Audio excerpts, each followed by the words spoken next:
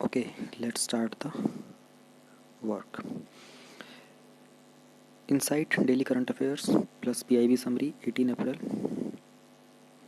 First topic is Special Drawing Rights SDR. This is covered under GS paper 2. Okay. See, India is not supporting a general allocation of the new special drawing rights SDR by the International Monetary Fund. अब international monetary fund की अगर बात हो रही है तो international monetary fund कब बना था? ये 1945 में बना था। ठीक है, इसकी हेड कौन है? क्रिस्टेलिना जॉर्जिवा है। कहाँ से है? बुल्गारिया से है। और इसके जो चीफ इकोनॉमिस्ट हैं वो कौन है? गीता गोपीनाथ। गीता गोपीनाथ कहाँ से हैं? ये अमेरिकन इंडियन है, राइट। और इसके हेडक्वार्टर्स कहाँ पर हैं? इसके हेडक्वार्टर्स हैं वॉशिंगटन डीसी में। देखो डीसी की फुल फॉर्म क्या होती है? वॉशिंगटन डीसी के अंदर डीसी की फुल फॉर्म होती है डिस्ट्रिक्ट ऑफ कोलंबिया, राइट। 1945 में बना था। इसके 189 मेंबर्स हैं। तो इंडिया एक सपोर्ट नहीं कर रहा है general allocation of special drawing rights. ठीक है, इसका रीज़न क्या है और स्पेशल ड्राइंग राइट्स क्या होते हैं, हम ये चीज़ें दूसरी जानेंगे। पहले हम जानते हैं स्पेशल ड्राइंग राइट्स होते क्या हैं। स्पेशल ड्राइंग राइट्स एक इंटरनेशनल रिजर्व एसेट है। इंटरनेशनल रिजर्व एसेट, एसेट और लाइबिलिटी के अंदर आप देख लो, जब भी हम लोग एग्जांपल देते हैं एसेट और लाइबिलिटी का, तो एसेट वो चीज़ होती है जो आपके लिए कमोडिटी होती है, जिसका आपको बेनिफिट होता है, आपके साथ रहती है। लाइबिलिटी वो चीज़ होती है जिससे आपका जो लोन आप लेते हो वो एक लाइबिलिटी है, क्योंकि आपको रिटर्न करना पड़ता है। ठीक है, लेकिन जो आपकी इनकम होती है वो आपके लिए एक एसेट बन जाती है। तो एसडीआर क्या है? एक इंटरनेशनल रिजर्व एसेट है। और किसने क्रिएट किया है? क्रिएट किया गया है आईएमएफ के द्वारा, राइट। 1969 में इसको क्रिएट किया गया था टू सप्लीमेंट करने के लिए इसके जो मेंबर कंट्रीज, जो 189 जो मेंबर कंट्रीज़ हैं, उसके ऑफिशियल रिजर्व को सपोर्ट करने के लिए इसे बनाया गया था, राइट। अब इसका रीज़न क्या है? इंडिया इसको सपोर्ट क्यों नहीं कर रहा? देखो इंडिया क्या बोल रहा है कि such a majority liquidity injection could produce potentially costly side effects if countries use the funds for extraneous purposes. India बोल रहा है कि इससे जितना भी लिक्विडिटी फंड आएगा ना, इतना ज़्यादा आएगा, उसका ओवर यूज़ हो सकता है और उससे क्या हो सकते हैं? कॉस्टली साइड इफ़ेक्ट्स हो सकते हैं। तो इसलिए इंडिया इसको सपोर्ट नहीं कर रहा है। अब हम ज़रा ये देख लेते हैं कि इसके वैल्यू क्या क्या होती है कि। अच्छा, एक चीज़ और बता देते हैं, एसडीआर की जो वैल्यू जो होती है ना, जो इसकी वैल्यू होती है वो डेली बेसिस के ऊपर चेंज होती है कि इसकी डेली बेसिस पे चेंज होती है, राइट। लेकिन जो इसके ऊपर इंटरेस्ट होता है, INTEREST इंटरेस्ट होता है, वो क्या होता है? वीकली अपडेट होता है, राइट। ये बहुत इंपॉर्टेंट है जानना आपका। एसडीआर का जो वैल्यू होती है वो डेली होती है और जो इंटरेस्ट होता है वो 7 डेज़ में अपडेट होता है, राइट। अब एसडीआर जो है ये कोई करेंसी नहीं है या फिर ना ही कोई क्लेम है आईएमएफ का, राइट। ये एक पोटेंशियल क्लेम है on the freely usable currencies of IMF members. So इसको एक्सचेंज किया जा सकता है उन करेंसीज के साथ। वो करेंसीज कौन सी होती हैं? वो जनरली 5 करेंसीज होती हैं। जैसे ऊपर देखो, यूएस डॉलर, राइट, ये हो गया US dollar, euro, Chinese renminbi, Japanese yen और ब्रिटिश पाउंड स्टर्लिंग। इन 5 करेंसीज का वो इंटरनेशनल रिजर्व एसेट होता है। एसडीआर की वैल्यू क्या है अभी? 204 बिलियन यूएस डॉलर है, which is equal to $204.2 billion SDR जो है वो किसके इक्वल है? 281 बिलियन डॉलर के। ये एलोकेट किया गया इन मेंबर्स को। और जो एसडीआर था 182.6 बिलियन था, 2009 का जो ग्लोबल फाइनेंशियल क्राइसिस आया था उसके अंदर किया गया था। एक बात और ध्यान रहे, ग्रेट डिप्रेशन आया था 1929 के अंदर, और ये एंड हुआ था ऑलमोस्ट जब तक हमारा ये वर्ल्ड वॉर ख़त्म हुआ था तब तक जाके ये एंड हुआ था। लेकिन इसके लिए एक मेजर जो कंक्लूजन दिया जाता है वो 1930 यानी कि 1937 से 39 तक जाके वो ऑलमोस्ट उसका वीक हो गया था। उसे ग्रेट डिप्रेशन बोलते हैं। और जो मेजर ग्लोबल फाइनेंशियल क्राइसिस आया था 2007-2009 में आया था, सबके अंदर जो है मेजरली यूएस के जो स्टॉक मार्केट्स थे वो गिरे थे। अब एसडीआर का रोल क्या होता है ये देख लेते हैं। The SDR was created as a supplementary international reserve asset in the context of Bretton Woods fixed exchange rate system. अब ब्रेटन वुड्स ट्विन कौन से होते हैं? वर्ल्ड बैंक और IMF। ये क्या है? ब्रेटन वुड्स ट्विन बोलते हैं इनको दोनों को। वर्ल्ड बैंक किस लिए होता है?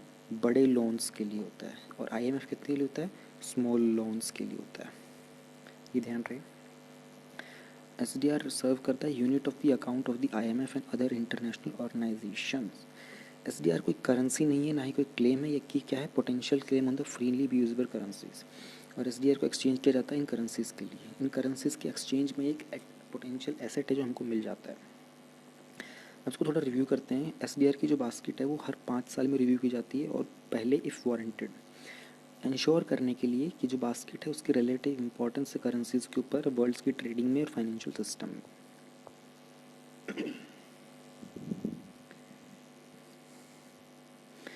जो रिव्यूज़ हैं वो कवर क्या करते हैं, की elements of the SDR method of valuation including the criteria of indications used in selecting SDR basket currencies and the initial currency weights used in determining the amounts number of units each currency in the SDR basket. अब देखो इसके अंदर जानने की चीज़ क्या है। Current basket में क्या है, $41,900, और अक्टूबर 2016 में क्या थे, 41,073। यूरो में कितने हैं, 37। जापानीज़ येन में कितने हैं, 9:4। और ये GBP में कितना है, 11.3। RMB में कितना है, NA। GB है हमारा ये पाउंड स्टर्लिंग, और RMB है हमारा जो चाइनीज़ रंबिनी है। नेक्स्ट टॉपिक पे चलते हैं हम लोग, वर्ल्ड हेरिटेज डे। जब हम वर्ल्ड हेरिटेज डे की बात कर रहे हैं तो हम लोग ऑब्वियसली यूनेस्को की बात करेंगे। अब यूनेस्को की अगर हम बात करते हैं तो ये कब बना था और इसके हेडक्वार्टर्स कहाँ हैं। बेसिकली इसके हेडक्वार्टर्स जान लो, इसके हेडक्वार्टर्स हैं पेरिस में, ठीक है। और 2018 में US प्लस इज़राइल ने यूनेस्को को छोड़ दिया था। क्यों? क्योंकि जो यूनेस्को के जो रेजोल्यूशंस थे वो इजरायली गवर्नमेंट के फेवर में नहीं थे, इसलिए इन दोनों कंट्रीज़ ने इसे छोड़ दिया था। अब हम बात करते हैं वर्ल्ड हेरिटेज डे की। तो हम वर्ल्ड हेरिटेज साइट्स हैं किसके अंडर आती हैं, वो यूनेस्को के अंदर आती हैं। वर्ल्ड में टोटल अभी तक कितनी वर्ल्ड हेरिटेज साइट हैं, 11,000। सबसे मैक्सिमम कहाँ पे हैं, मैक्सिमम है इटली प्लस चाइना। कितनी, 55, दोनों में 55 मैक्सिमम। अब हर साल को हम लोग 18 अप्रैल को वर्ल्ड हेरिटेज डे मनाते हैं to create awareness about world heritage among communities. Generally world heritage day के ऊपर आप अगर किसी मोन्यूमेंट को विजिट करते हो इंडिया के अंदर तो वहाँ पर एंट्री आपकी फ्री हो जाती है। तो इस बार की थीम क्या थी, shared culture, share heritage and shared responsibility. ये थीम्स हमेशा याद रखनी ज़रूरी होती हैं क्योंकि ये एलिमिनेशन में बहुत हेल्प करती हैं। अब इसके की फैक्ट्स थोड़े से देख लेते हैं हम लोग। इंडिया के अंदर टोटल कितने हेरिटेज साइट्स हैं, 38 हेरिटेज साइट्स हमारे इंडिया में, और इंडिया 6th रैंक पे आता है largest number of heritage sites in the world. और जिससे पहले जितनी भी जो साइट्स हैं, मेजर जो साइट्स हैं, देखो अराउंड सॉरी मैंने 11,000 कहा था, वो 1100 समथिंग है टोटल साइट्स जो हैं। जितनी जो मेजर साइट्स हैं ना वो सारी की सारी यूरोपियन कंट्रीज़ में पड़ती हैं, इटली में, स्पेन में, यूरोपियन एरिया के अंदर। उसके बाद चाइना में, उसके बाद एशिया के अंदर चाइना सबसे टॉप पे है, फिर इंडिया आ जाता है एशिया में। इसका हम लोग एक बार बैकग्राउंड देख लेते हैं। 1982 के अंदर जो इंटरनेशनल काउंसिल था मॉन्यूमेंट्स एंड साइट्स का, ICOMOS, उसने अनाउंस किया था 18 अप्रैल को वर्ल्ड हेरिटेज डे। इसे अप्रूव किया था जनरल असेंबली ने, यूनेस्को की ने 1983 के अंदर।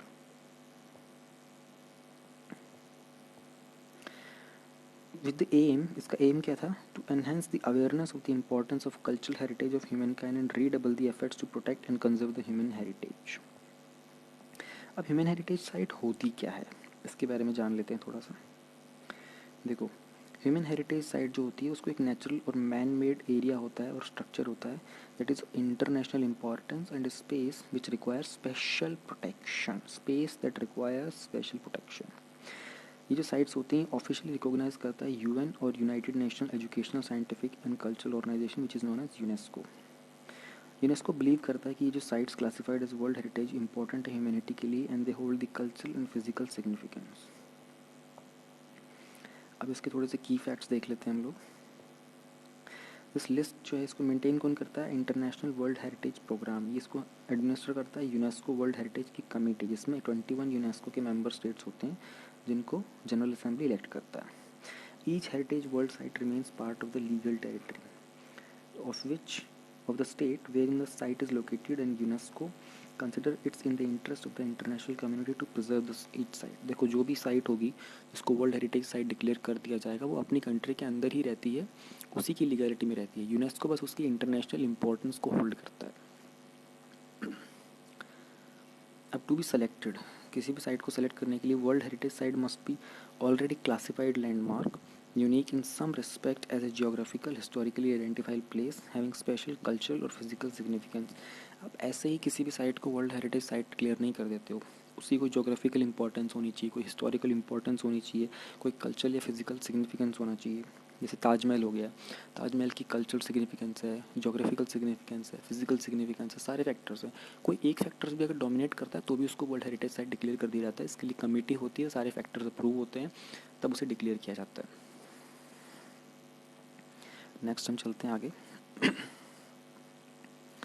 अभी हमारे वही टॉपिक्स है जो हम लोगों ने विजन वाले में भी कर लिए थे कि how is RBI handling the great lockdown, लेकिन हम इसको यहाँ पर भी रिवाइज करेंगे। जो लोग इनसाइट को पढ़ते हैं वो इनसाइट से फ़ायदा उठाएं, जो लोग विजन को पढ़ते हैं वो विजन से फ़ायदा उठाएं। देखो, इंटरनेशनल मॉनेटरी फंड की बात फिर से आ गई है। इसने क्वेश्चन किया है the ongoing economic crisis due to कोविड-19 को ग्रेट लॉकडाउन का नाम दिया है इन्होंने।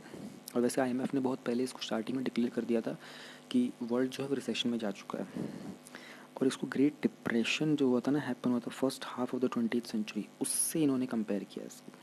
उन्होंने एक बताया कि जो टोटल एस्टिमेट लॉस होगा इकोनॉमी को वो 9 ट्रिलियन के आसपास इन्होंने एज्यूम किया है। अब इंडिया की जीडीपी से 3 टाइम्स है। अब इंडिया की जीडीपी कितनी है? इंडिया की जो जीडीपी है वो कितनी है? 2.7 ट्रिलियन। तो उन्होंने एवरेज 3 मान लो अप्रॉक्स, और उसकी 3 टाइम्स अप्रॉक्स। ठीक है, देखो जीडीपी इसकी इकोनॉमी की बात करते तो इंडिया जो है वो कौन से नंबर पे आता है? इंडिया जो है हमारा वो 5th नंबर पे आता है इकोनॉमी में, राइट। सबसे टॉप पे फर्स्ट पे कौन सा आता है? फर्स्ट पे आता है यूएस, राइट। सेकंड पे कौन आता है? सेकंड पे आता है अपना चाइना, राइट। और इसके बाद आता है यूके, उसके बाद जापान है, यूके है, जर्मनी है। Fifth, sorry, I am so sorry, just a second.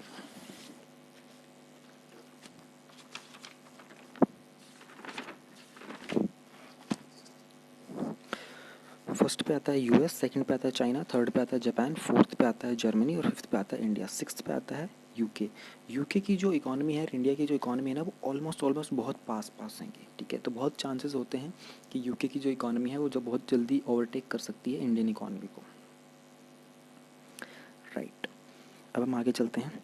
How is India tackling the situation and what will be the its impact. देखो, आप सब लोगों को पता है कि कोविड का लॉकडाउन चल रहा है, इंडिया सिचुएशन को कैसे हैंडल कर रहा है। इसके लिए आरबीआई ने 2 बार हमारे पैकेजेस रिलीज़ किए हैं। आरबीआई का ये सेकंड राउंड का पैकेज है। First one came on 27th March, second one has come on 17th अप्रैल। इसमें उन्होंने रेपो रेट को कट किया है, रिवर्स रेपो रेट को भी कट किया है। रिवर्स रेपो रेट क्या होता है, रेपो रेट क्या होता है, ये आप सबको पता होना चाहिए। देखो, सपोज़ आरबीआई से एसबीआई को लोन लेना है, एसबीआई के पास फंड्स की कमी पड़ रही है, तो जब एसबीआई आरबीआई से लोन लेता है तो वो जिस इंटरेस्ट पे लेता है, तो मान लो एसबीआई बोलता है आरबीआई को कि भाई देखो मुझे 100 रुपये चाहिए, तो आरबीआई क्या बोलेगा, ठीक है मैं आपको एक रेपो रेट चार्ज करूँगा, उस पर कुछ इंटरेस्ट आपको पे करना होगा। तो वो उसको इंटरेस्ट बोलते हैं कि ठीक है 4% का दे दो। अभी जो लास्ट जो रेपो रेट चल रहा था 4% का है, अब इसको और रिड्यूस कर दिया गया 3.75।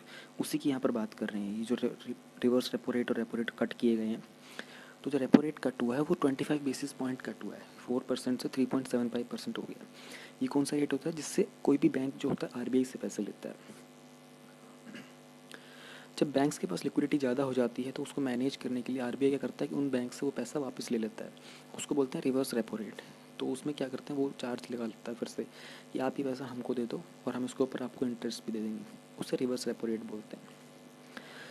फिर उन्होंने क्या किया था कि targeted long term repo operation start किया था। अब देखो, रेपो रेट और रिवर्स रेपो रेट जो होते हैं ना, शॉर्ट पीरियड के लिए होते हैं, महीने में चेंज हो सकते हैं, 2 महीने में चेंज हो सकते हैं, 6 महीने में चेंज हो सकते हैं। तो आरबीआई ने क्या किया कि अब इस पैकेज के लिए इन्होंने एक नया फॉर्मूला, एक मैकेनिज्म निकाला LTRO का, ठीक है, long term repo rate operation. तो इसमें आप 1 साल से 3 साल के लिए ले सकते हो। उसमें बैंक्स को फ़ायदा होता है, बैंक्स के पास फंड रहेगा, एक मिनिमल रेपो रेट के ऊपर वो चेंज होगा तो उनको नुकसान नहीं होगा। तो बैंक के पास फंड जाएगा तो इकोनॉमी के अंदर एक इंजेक्शन होगा, बूस्ट मिलेगा, लोगों को पैसा मिलेगा, लोग लोन लेंगे, लोगों को सस्ता पड़ेगा, राइट। अब जब कोई बैंक होता है वो डिमांड करता है किसी आरबीआई के पास जाके कि आप हमको LTRO दे दो, तो लॉन्ग टर्म के लिए जो रेपो रेट के ऊपर जो पैकेज है वो दे दो, उसे बोलते हैं LTRO। लेकिन जब बैंक खुद ऑफ़र करता है, आरबीआई ऑफ़र करता है कि ये इतने इतने में आप ले लो, उसे बोलते हैं targeted long term repo operation. तो ये समझ में आना चाहिए डिफरेंट टारगेटेड और LTRO में। TLTRO और LTRO, LTRO होता है जब बैंक खुद डिमांड करता है, और TRT होता है कि आरबीआई ऑफ़र करता है उस बैंक को, राइट। तो in essence through these measures the first round of the RBI ने आरबीआई ने क्या किया था, ट्राइड किया था रेगुलेटरी फॉरबियरेंस प्रोवाइड करने के लिए in recognizing the non performing assets. अब नॉन परफॉर्मिंग एसेट्स क्या होते हैं? देखो, जब आपके बैंक से लोन लेने जाते हो तो जो आपके बैंक का जो लोन रीपे करने का जो टर्म होता है ना, टर्म के एंड होने के बाद ना आपको 3 मंथ का एक्सटेंशन मिलता है अगर आपने लोन पूरा पे नहीं किया उस डेट तक। तो 3 महीने के बाद भी अगर आप पे नहीं कर पाते तो आपको नॉन परफॉर्मिंग एसेट डिक्लेयर कर दिया जाता है। तो इसके लिए गवर्नमेंट ने इसको 90 डेज से इंक्रीज़ करके 180 डेज़ कर दिया है। इससे क्या फ़ायदा होता है? इससे बूस्ट मिलता है लिक्विडिटी को फाइनेंशियल सिस्टम के अंदर। अब सेकंड लेवल के ऊपर ये वही सेम बात है जो मैंने आपको बताई थी कि इसको 4% से 25 बेसिस पॉइंट कम कर दिया गया है। और इन्होंने 50,000 करोड़ का जो है NBFCs को दिया है, नॉन बैंकिंग फाइनेंशियल कॉरपोरेशंस को, माइक्रो फाइनेंस कॉरपोरेशंस को, और 50,000 जो दिया गया है वो दिया गया है उनको सिडबी को, नबार्ड को और नेशनल हाउस बैंकिंग वगैरह को। इसमें वही सब लिखा हुआ है, देखो नबार्ड को, हाउस बैंकिंग को, इन सबको 50,000 करोड़ दिए गए हैं। और पर NBFCs को, माइक्रो फाइनेंस इंस्टीट्यूशंस को, उनको 50,000 करोड़ दिए हैं। टोटल मिलाकर के कितने का दिया गया? 1 लाख का पैकेज दिया गया, 1 लाख करोड़ का पैकेज दिया गया है RBI के द्वारा। अब हम आ जाते हैं WMA के ऊपर, वेज एंड मीन्स एडवांसेस। ये वो तरीका होता है जिससे जो स्टेट्स वगैरह होते हैं, सेंट्रल गवर्नमेंट होती है, वो बैंक से अपना पैसा ले सकती है। तो पहले जो इसकी डिमांड थी उसको पहले गवर्नमेंट RBI ने 30% इंक्रीज़ किया था पिछले अनाउंसमेंट में। इस अनाउंसमेंट में उसने गवर्नमेंट को 60% इंक्रीज़ कर दिया है ताकि स्टेट और सेंटर को जितनी भी फंडिंग की उसमें हेल्प मिल सके।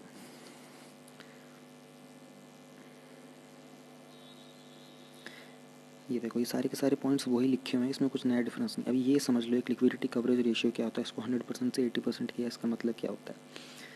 देखो, जब गवर्नमेंट में आप बैंक में पैसा डिपॉजिट करते हो, मान लिया आपने 1,000 रुपये डिपॉजिट किए, ठीक है, और आपने 1,000 बैंक के पास टोटल डिपोजिशन आया 1,000 रुपये का, कुछ लोगों ने डिपॉजिट किए और कुछ लोगों ने विड्रॉ कर लिए, तो लेकिन टोटल विड्रॉल हो गया 1,500 रुपये का। जो 500 रुपये का जो गैप बन जाता है ना, इसको लिक्विडिटी कवरेज रेशियो बोलते हैं। तो अब बैंक को क्या करना पड़ेगा कि बैंक को अपने पास 500 रुपये रखने पड़ेंगे एटलीस्ट 1 महीने के लिए। ये कंडीशन होती है, RBI सेटअप करता है ताकि जो सिटीजन्स होते हैं उनको कोई इशू ना हो विड्रॉ करने में। लेकिन RBI ने अभी क्या नोटिस दिया है कि आप 100% था ना, 500 का 500 अपने आप में 100%। तो गवर्नमेंट ने कहा है कि आप 500 मत रखो, 100% मत रखो, आप इसका 80% रख लो, बस 400 रुपये रख लो, कोई दिक्कत नहीं है। देखो, अभी अमाउंट बहुत छोटा है, लेकिन जब हम बात करते हैं करोड़ों लाखों अरबों में तो ये अमाउंट बहुत बड़ा हो जाता है। अब इस मेजर के इम्प्लीकेशंस क्या क्या होंगे? देखो, cutting the reverse repo rate more than the repo. देखो अभी होगा क्या कि जब RBI जो है वो लो रेपो रेट के ऊपर बैंक्स को पैसा देगा तो बैंक्स उनसे पैसा ज़्यादा ले लेंगे, लेकिन जब वो रिटर्न लेगा तो भी उसको रिवर्स रेपो रेट को भी लो कर देगा, तो बैंक क्या होंगे, RBI को सबमिट कम करेंगे। मतलब बैंक्स के पास पैसा ज़्यादा रहेगा, बैंक के पास पैसा ज़्यादा रहेगा मतलब लिक्विडिटी ज़्यादा रहेगी, मतलब लोगों के पास पैसा ज़्यादा अवेलेबल रहेगा, मतलब इकॉनमी जो है वो सस्टेन रहेगी। इन्फ्लेशन आएगा ज़रूर लेकिन वो मेंटेन रहेगा। LTRO के बेनिफिट्स क्या क्या होते हैं? ये मोर लिक्विडिटी को प्रोवाइड करता है। More importantly it targeted to those institutions that are most hit by the economic slowdown and as such in the need to survive themselves to boost the economic activity at the bottom of the pyramid. With reduced LCR, the banks would be able to more cash to deal with. Banks के पास cash ज़्यादा होगा लो LCR से। ये liquid coverage ratio था। हम आ जाते हैं veg and meet advances. ये क्या होता है हमारा? देखो, रिजर्व बैंक ऑफ इंडिया ने अनाउंस किया 60% increase in the ways and means advances limit of the state governments and above level on March 31st। इनसे इनेबल किया दिया है कि जो undertake COVID-19 containment and mitigation efforts and to better plan their market borrowings. इसको हम जानते हैं और डिटेल में समझते हैं। इस मूव का सिग्निफिकेंस क्या होगा? See, the increased limit comes at a time when government expenditures is expected to rise at a battle of the fallout of spreading corona virus. The availability of these funds will give government room to undertake short-term expenditure over and above its long-term market borrowings. Ways और means advances होते क्या हैं? देखो, ये temporary loan facilities होती हैं provided by RBI to the government to enable it to meet the temporary mismatches between revenue and expenditure. Revenue और expenditure के अंदर जब गवर्नमेंट के कुछ मिसमैच हो रहा है तो उसके ऊपर एक टेम्परेरी लोन फैसिलिटी दी जाती है RBI के द्वारा, उसको वेज एंड मीन एडवांसेस बोलते हैं। गवर्नमेंट एक इंटरेस्ट पेमेंट करती है सेंट्रल पेमेंट को व्हेन इट बोरोज मनी, और जो रेट ऑफ इंटरेस्ट होता है द सेम, ये रेपो रेट के ऊपर ही रहता है। टेन्योर इसका 3 मंथ्स का होता है। Limits of WMA are mutually decided by the RBI and the governor of India. ये किसके अंदर आता है? They are source of finance पर सेक्शन 175 RBI एक्ट 1934 ऑथराइज करता है सेंट्रल बैंक को to lend the centre and state government subject to their being repayable not later than 3 months from the date of the making of the advance. Correct. इसका हल्का सा background देख लेते हैं। WMA scheme जो है central government की, इसको इंट्रोड्यूस किया गया था 1 अप्रैल 1997 में after putting an end to the 4 decade old system of ad hoc treasury bills to finance the government deficit. What if the government needs extra money for the extra time? See, when the WMA limits is crossed, government takes recourse to overdrafts which are not allowed beyond 10 consecutive working days. और ये जो interest rate होता है overdraft करता है 2% more than the repo rate. ये point बहुत important है, 2% ज़्यादा बढ़ जाता है। अब टाइप क्या क्या होते हैं WMA के? देखो, there are 2 types of ways and means advances. Normal होता है और स्पेशल होता है। स्पेशल WMA और स्पेशल ड्राइंग फैसिलिटी होती है, वो प्रोवाइड की जाती है against the collateral of the government securities held by the state. After the state has exhausted the limit of SDF, it gets normal WMA। The interest rate of SDF is 1% point less than the repo rate. ये special के अंदर होता है। और जो number of loans होते हैं under WMA base होते हैं 3 year advance average of cultural revenue and capital expenditure of the state की। What are the existing WMA limits and overdraft conditions? Centre के लिए जो WMA की लिमिट है फर्स्ट हाफ 2021 की, वो फिक्स है 1,20,000 करोड़ पे, जो कि 60% है 75,000 करोड़ लिमिट का सेम पीरियड के लिए 2019-20 के लिए। और ये लिमिट है सेकंड हाफ के लिए ऑफ द लास्ट फिस्कल, वो है 35,000 करोड़। फिस्कल वर्ड से ध्यान रखना, फिस्कल डेफिसिट का मतलब क्या होता है? जो गवर्नमेंट के पास रेवेन्यू और जो एक्सपेंडिचर होता है कि गवर्नमेंट के पास पैसा आया कितना टैक्स से और खर्च कितना हुआ है, उसमें जो गैप होता है उसको फिस्कल डेफिसिट बोलते हैं। मान लो 100 रुपये गवर्नमेंट टैक्स से कलेक्ट करती है लेकिन खर्चा हो जाता है 120 रुपये का, तो जो 20 रुपये होता है वो फिस्कल डेफिसिट होता है, उसका परसेंटेज निकाल लिया जाता है। Current fiscal deficit I think 3.5% चल रहा है। नेक्स्ट बात करते हैं स्टेट्स के लिए। ये वाला टॉपिक जो है थोड़ा सा कंफ्यूजिंग है, टफ है। इसको बार बार सुनोगे ना, दोनों में, विजन वाले में भी इंस्टा और ये इनसाइट वाले में, तो ये क्लियर हो जाएगा धीरे धीरे, कोई डाउट वाली बात नहीं। और रिपीट होगा अभी बहुत, ऐसे लगातार सुनने से हो जाएगा। इसमें नहीं आ रहा समझ में, कोई टेंशन वाली बात नहीं है। ये मुझे भी स्टार्टिंग में नहीं आता था, मैंने रिपीट कर करके सुना तो मुझे समझ में आ गया। स्टेट्स के लिए एग्रीगेट WMA लिमिट जो है वो 32,225 करोड़ है मार्च 31 तक, और अप्रैल 1 को RBI ने अनाउंस किया 30% हाइक, और अब इसको 60% कर दिया है, तो यानी कि ये 51,000 करोड़ हो गया। कब तक के लिए? सितंबर 30 के लिए। सेंट्रल बैंक ने 7 अप्रैल को एक्सटेंड किया था period for which state can be overdraft from 14 to 21 consecutive days, 36 to 50 working days during a quarter. ये सब की सब वो चीज़ें हैं जो इन्होंने की है, सेंटर ने की है। अब फैक्ट्स की बात कर लेते हैं प्रीलिम्स के लिए। किसान रथ मोबाइल ऐप, ये हमने विजन वाले में भी किया था, कॉमन है दोनों। यूनियन एग्रीकल्चर मिनिस्ट्री ने लॉन्च किया है किसान रथ मोबाइल ऐप फैसिलिटेट करने के लिए transportation of food grains and perishables during lockdown. इसको ऐप को डेवलप किसने किया है? National information. देखो ये दोनों चीज़ें बहुत डिफरेंस होती है, लॉन्च किसने किया है और डेवलप किसने किया है। लॉन्च किया है यूनियन एग्रीकल्चर मिनिस्ट्री ने, और डेवलप किसने किया था? National informatics centre. इन्होंने इसको बनाया है, इन्होंने इसको लॉन्च किया है, इसके अंडर ये आती है, इसने इनको बनाया है फैसिलिटेट करने के लिए फार्मर्स और ट्रेडर्स को, कि उनको ट्रांसपोर्ट के व्हीकल्स मिल जाए एग्रीकल्चर और हॉर्टिकल्चर के लिए, क्योंकि इस टाइम पे सब कुछ बंद है, तो फिर इस ऐप के थ्रू इन लोगों को अपने ट्रांसपोर्ट व्हीकल्स मिल सकते हैं।